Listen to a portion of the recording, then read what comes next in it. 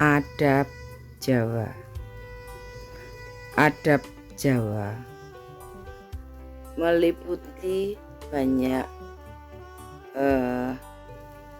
tentang budi pekerti, unggah-ungguh, tata kesopanan yang beradab. Ibarat lagu adab dari budi pekerti Jawa itu adalah nada yang enak didengarkan, sebuah kesatuan dari lirik, nada, dan kesesuaian pendengaran kita, penerimaan jiwa kita yang merasuki atau mempengaruhi cara berpikir dan suasana hati.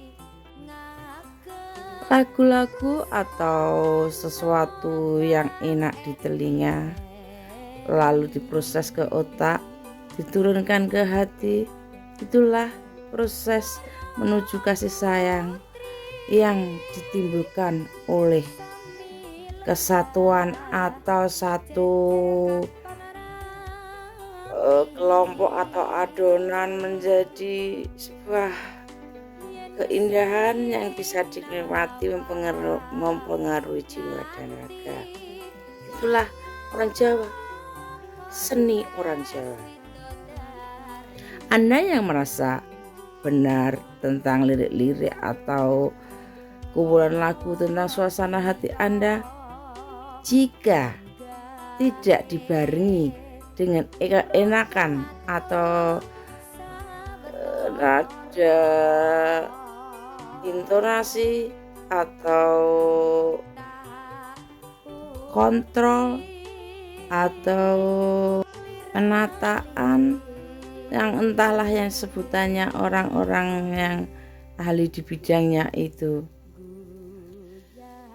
yang menjadi kita yang hanya menerima sudah merupakan satu paket untuk tinggal menikmati tanpa harus memikirkan bagaimana kita kalau membuatnya sendiri atau bagaimana kerumitannya, bagaimana prosesnya, bagaimana itu diperlukan sebuah keahlian khusus. Budaya Jawa adabnya seperti itu. Demikian halnya dalam kita berkomunikasi dengan sesama manusia, memanusiakan manusia, menghormati orang lain, dan menghargai apa selayaknya kita ingin dihargai.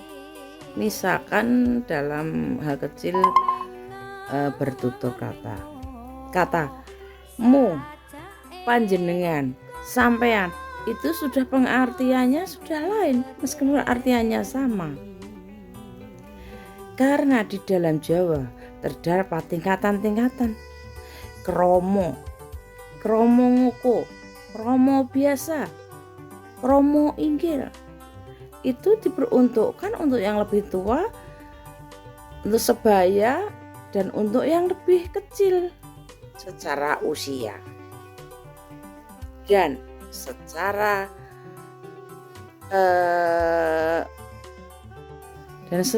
intelektualitas kita menggolongkannya itu disesuaikan dengan tingkat atau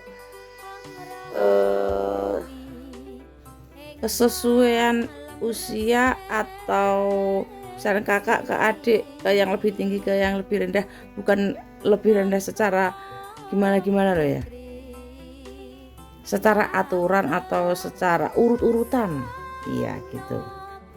Itu yang membedakan orang Jawa lain dengan yang lainnya. Ketinggian seseorang kalau tidak dengan serta-merta dengan merendahkan yang lain lalu Anda menjadi tinggi, itu harapan Anda. Tidak. Justru kalau Anda merendahkan orang lain tidak membuat Anda menjadi tinggi. Merendahkan orang lain tidak membuat Anda menjadi lebih tinggi. Berarti Anda menunjukkan diri Anda juga rendah. Justru karena orang yang tahu ketinggian Dia menyemangati yang lain agar tidak merasa rendah. Menghormati buat berarti lawan bicara. Tidak serta-merta menempelkan logo aku ini terhormat dan aku lalu bicara kamu, aku merendahkan kamu, berarti aku tinggi dengan logo yang aku sandang di sini. Tidak seperti itu. Orang yang berada di ketinggian tahu bahasa ketinggian.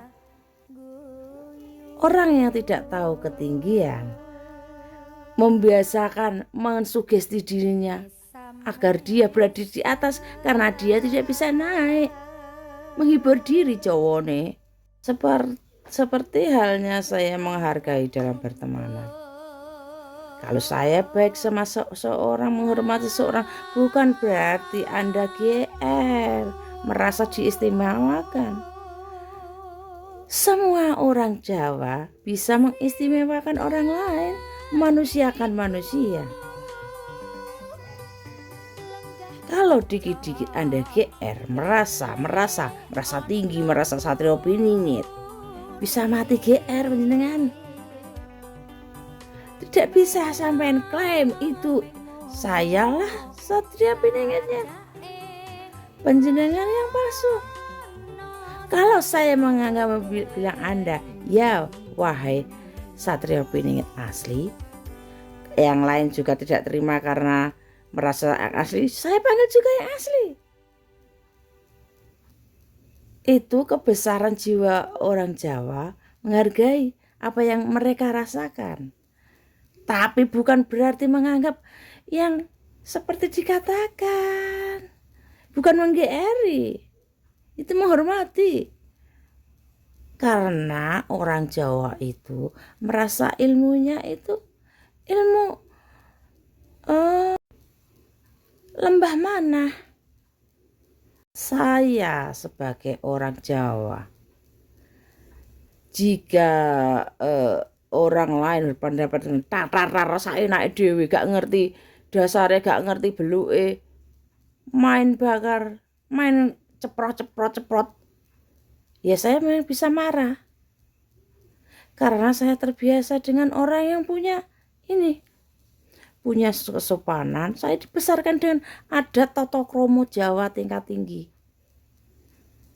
Meskipun saya bicara biasa, karena saya termasuk orang zaman sekarang mengikuti perkembangan zaman. Kalau Anda unggah-ungguhnya tinggi, saya bisa kromo inggil. Ya saudara, tidak mudah belajar Jawa itu. Tata kromo itu sudah ditanamkan dari kecil, nggak bisa instan. Tuhan mencintai proses, bukan hasil. Yang dinilai adalah prosesnya, bukan hasilnya. Tahu saudara, kealamiannya itu loh. Sertifikat tanah misalkan. Pilih yang mana, sertifikat asli sama fotokopi? Orang beli tanah maunya yang dikasih sertifikat yang asli, nggak mau yang palsu. Yang instan-instan. Majegagi iki jawabannya, iya memang sama persis tulisannya, tapi nggak asli, ya nggak laku. Ya begitu dengan ilmu.